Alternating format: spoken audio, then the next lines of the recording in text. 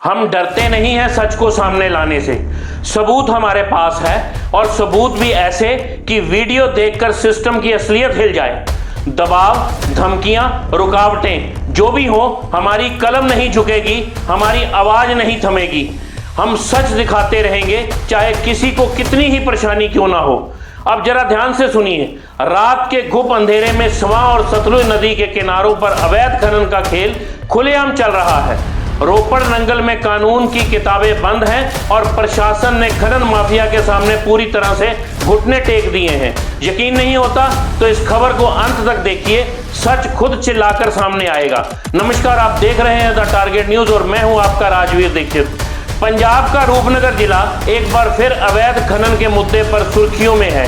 स्वां और सतलुज नदी किनारों पर रात के समय चल रहा अवैध खनन अब किसी राज की बात नहीं रहा, बल्कि यह एक सुसंगठित और साहसी अवैध ऑपरेशन के रूप ले चुका है, जिसके निशानों पर अब मीडिया और स्थानीय लोग खुलकर सामने आ रहे हैं। 10 और 11 नवंबर की आधी रात को द टारगेट न्यूज की टीम ने जब मौके का निरीक्षण किया तो वह दृश्य किसी छिपे हुए अपराध की तरह नहीं, बल्कि खुला खुला चलता एक ऐसा अवैध उद्योग था जो राज्य के खनन कानूनों को खुली चुनौती देता दिखा। फ्लड लाइट्स की तेज रोशनी में पोकलैंड मशीनों और टिप्परों की आवाजाही इतनी सहज और निर्भीक दिखी कि मानो प्रशासन की नजर से सब ओझल ही नहीं बल्कि अप्रासंगिक हो चुका हो। दिन के उजाले में कानून, रात के अंधेरे में माफिया का कब्जा। पंजाब में खनन को लेकर नियम बेहद स्पष्ट हैं। खनन सिर्फ सूर्योदय से सूर्यास्त तक की अनुमति है, लेकिन वास्तविकता बिल्कुल अलग तस्वीर पेश करती है। रात के समय नदी किनारे लगातार मशीनरी की आवाज, रेत से लदे टिप्परों की कतारें और फ्लड लाइट्स की रोशनी में चल रहा हथियारी खनन इतना खुला है कि स्थानीय लोगों के लिए यह अब रोजमर्रा का हिस्सा बन चुका है। हर रात 20 से 25 पोकलैंड मशीनें और दर्जनों ट्रक मिलाकर नदी की रेत और बजरी को निकालकर स्टोन क्रशरों की तरफ भेजते हैं। यह दृश्य न सिर्फ पर्यावरण को नुकसान पहुंचाता है, बल्कि यह प्रशासनिक तंत्र पर भी गहरी चोट है। लगातार शिकायतों के बावजूद कार्रवाई ना के बराबर हो रही है। श्री अनंतपुर साहिब और नंगल उपमंडल में रहने वाले लोग लंबे समय से इस अवैध खनन को लेकर शिकायतें कर रहे हैं, लेकिन शिकायतों और कार्रवाई के बीच की दूरी इतनी बड़ी है कि अपराधी न सिर्फ फियरलेस है, बल्कि इतने संगठित भी हैं कि बड़े पैमाने पर रात भर चलने वाला यह खनन कभी रुकता ही नहीं। स्थानीय लोगों का कहना है, जितनी तेजी से सरकार और प्रशासन दिन में बयान देता है, उससे कई गुना तेजी से रात में अवैध खनन चलता है।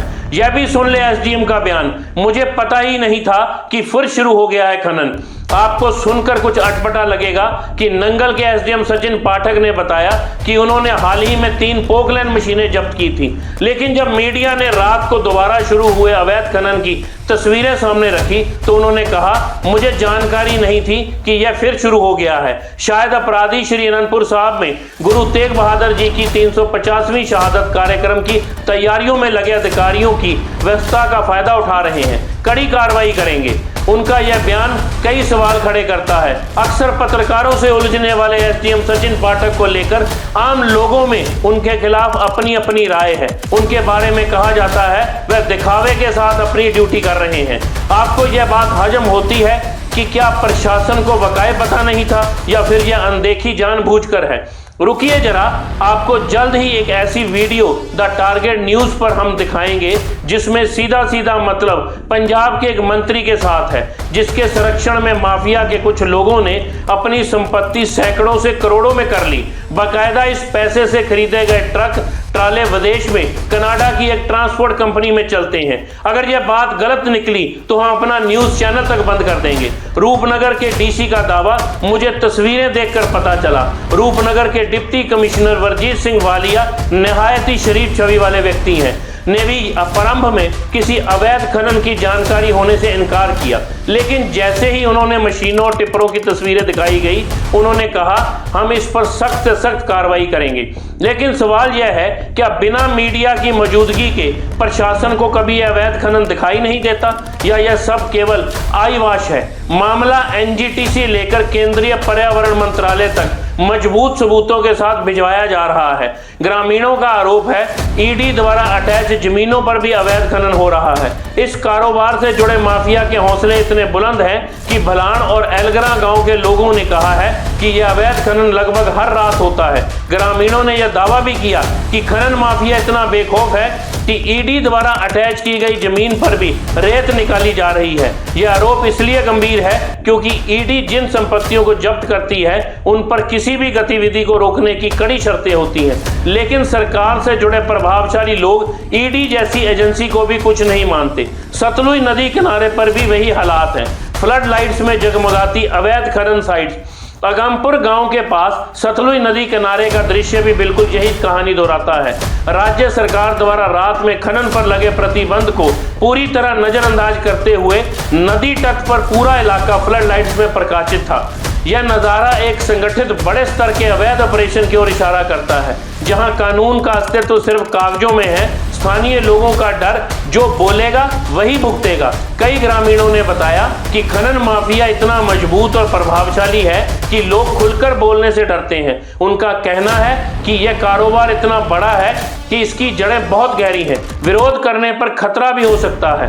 अवैध खनन के खतरे, नदी, पर्यावरण और जनजीवन पर भारी प्रभाव। यह अवैध गतिविधि सिर्फ एक कानून व्यवस्था का मुद्दा नहीं है, बल्कि इसके गहरे पर्यावरणीय और सामाजिक परिणाम है। नदी के तटों का कटाव, भूजल स्तर में गिरावट, पुलों और बांधों के लिए खतरा, मिट्टी की गुणवत्ता में गिरावट, सतलुज और स्वां नदी की प्राकृतिक संरचना को नुकसान, कानून बनाम जमीनी सच।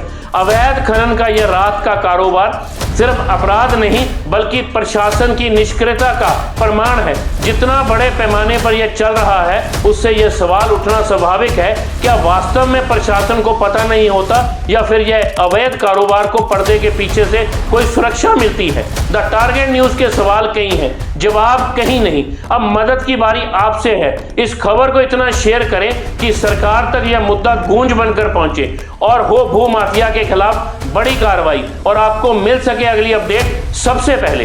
धन्यवाद।